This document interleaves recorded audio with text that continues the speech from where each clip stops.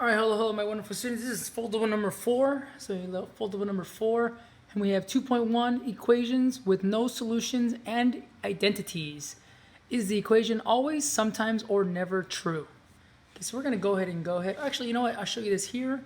Go ahead and start setting up your thing, and then I'll let you fold it over. So you can see this is a foldable. You can see the top are always gonna be always true, sometimes true, and then never true.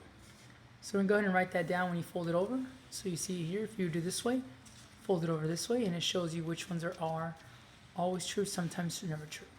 So we're going to do our first part, and go ahead and zoom in so you guys can see it better what we're doing.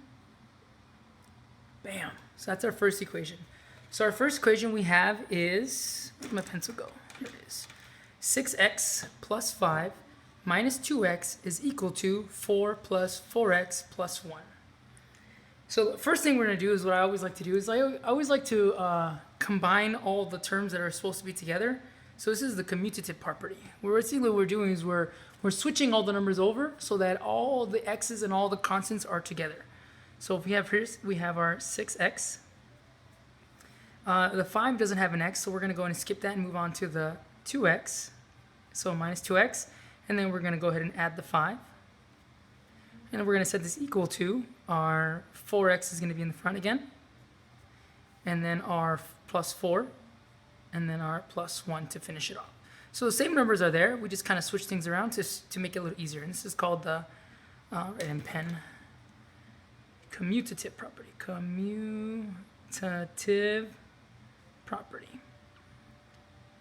So it's kind of like commuting, you know, when you're driving somewhere, you're commuting. So it's the same kind of concept.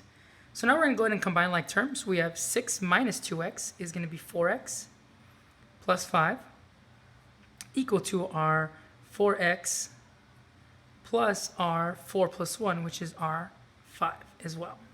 Okay, and this is combine like terms. So we're going to write CLT because that's what it stands for, combine like terms.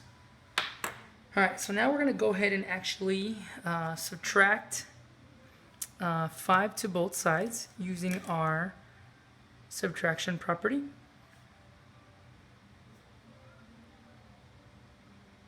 Subtraction property.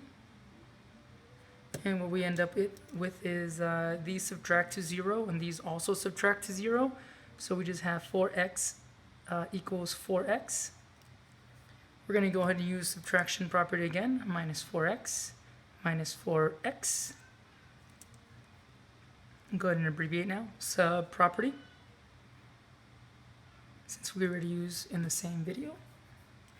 And we get that 0 is equal to 0, check. So we know this is great, because this is what we wanted, right? Because we wanted this one had to be always true. So this equation, also this last equation, which is 0, 0, is true, comma. So any value of x makes the first, and then how many equations? We have 1, 2, 3, 4. So the first 4 equations true. The original equation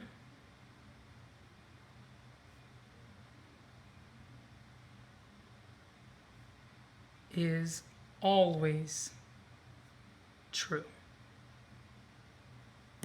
So I'm going to circle that. Always true. Okay, so that means this, it is an identity. Because no matter what number we add or use for x, it's always going to be true.